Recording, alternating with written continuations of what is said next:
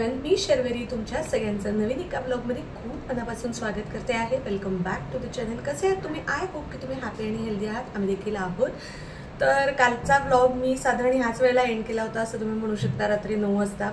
आणि तेव्हा मी ठरवलं होतं की मी लगेच नेक्स्ट ब्लॉग सुरू करेन किंवा मॉर्निंग आज सकाळी सुरू करेन, पण नाही जमलं। माहीत नाही, मला हळूहळू ना काल नंतर अंघोळ केली मी रात्री आणि मग मला काहीतरी ना कळत नाहीये मला काय होतंय, पण मला खूप अनइझी होतंय, कसं तरी होतंय।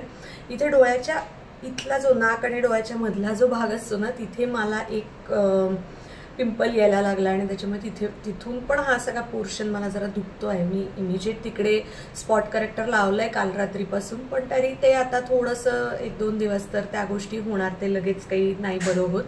आणि त्यामुळे मग मी आत्ता सुरू करते जेव्हा वाजलेले आहेत ऑलमोस्ट संध्याकाळचे 7:35 झालेले आहेत, आणि आत्ता मी सुरू करते ब्लॉग। खूप छोटा होईल कदाचित, जे काही थोडंसं आत्ता गोष्टी करणार आहे घडणार आहेत त्या मी शूट करते, आणि त्यामुळे मी प्रयत्न करणार आहे की मला व्हॉइस ओव्हर जास्त द्यावा लागणार नाही। जेव्हाच्या तेव्हा तिथेच मी बोलून तो कंप्लीट करीन ब्लॉग, त्यामुळे मग व्हॉइस ओव्हर द्यावा लागला नाही की माझं काम सोपं होईल। मी आत्ताच्या आत्ता एडिट करून रात्रीच अपलोड करेन। तर चला, आता मागे जी ही भांडी आहेत टबमध्ये भरलेली, तर ती मी आता अशीच बाहेर याच्यावर नेऊन ठेवणार आहे, आपलं जे डायनिंग टेबल असतं त्याच्यावरती, म्हणजे मग इथे थोडीशी तयारी करता येईल।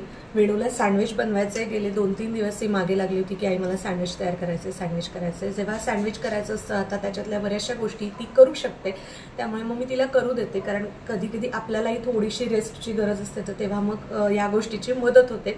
आणि मुलांनी आवडतं, एक त्यांची ॲक्टिव्हिटी होते, थोडंसं घरातल्या कामांमध्ये त्यांची इन्व्हॉल्वमेंट होते, अशा बऱ्याच गोष्टी त्याच्यातून साध्य होतात।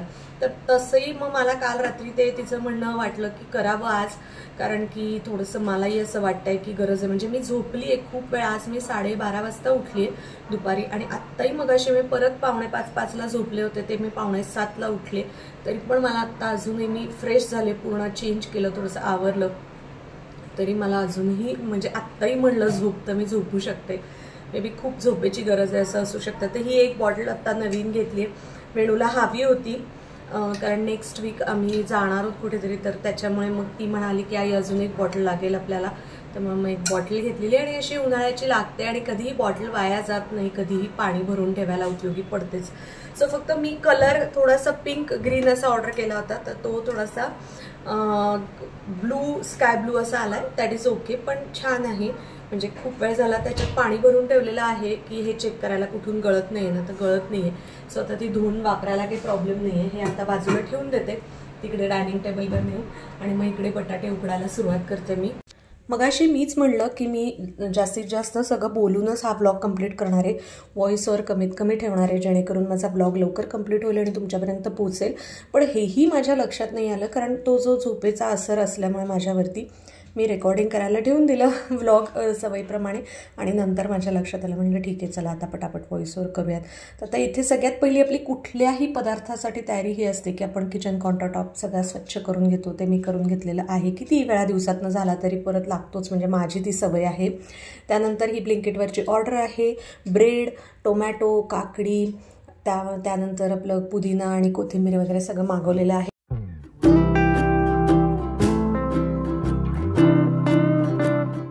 तुम्ही या ऑर्डरमध्ये कार्मेसीचे सॅनिटरी पॅड्स पण बघितले, तर माझा गेल्या 2 वर्ष त्याचा अनुभव खूप चांगला आहे। त्याच्याबद्दल डिटेल मी बोलायचं असेल तर मला कमेंट करून सांगा, एखाद्या ब्लॉगमध्ये मी तुमच्याबरोबर हे नक्की शेअर करेन माझा अनुभव। हे जे कंटेनर्स आहेत हे मला खूप उपयोगी येत आहेत फ्रीजमध्ये सगळ्या गोष्टी ऑर्गनाईज करायला। ह्याबद्दल पण मी बोलायचं असेल तर कमेंट्स करून मला नक्की सांगा, डिटेल ह्याच्याबद्दल ब्लॉगमध्ये मी नक्की बोलेन तुमच्याबरोबर। त्यानंतर आता ज्या ह्या सगळ्या काड्या मी कट करून घेते आहे आपल्या कोथिंबिरीच्या, पुदिन्याच्या, तर ह्या मी टाकून देत नाही, तर ह्याच्यातून मी किचन वेस्टेजमधून प्लांट फूड तयार करते, घरच्या घरी 0 वेस्टेजमध्ये, खूप अतिशय छान तयार होतं। याच्याबद्दल एक छान डिटेल ब्लॉग मी ऑलरेडी केलेला आहे, तो जाऊन तुम्ही चेक नक्की करू शकता।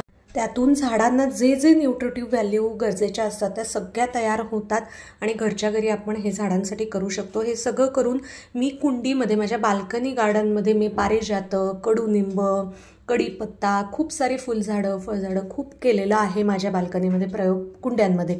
सो तुम्हाला पाहिजे तर मी सांगेन। आता मी इथे तुमच्यासोबत चटणी कशी बनवते आहे माझ्याकडे सँडविचचे आवडते हे शेअर करते।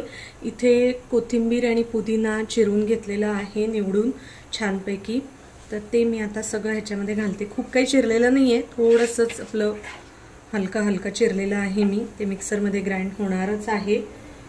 कोथिंबीर पुदिना घेतलेला आहे. तुम्हाला पाहिजे तर तुम्ही थोडंसं नारळाचं चव पण घेऊ शकता. मी पण घेते कधी कधी, पण आज आता नारळ अजून फोडला नाही त्यामुळे नाही घेतलंय.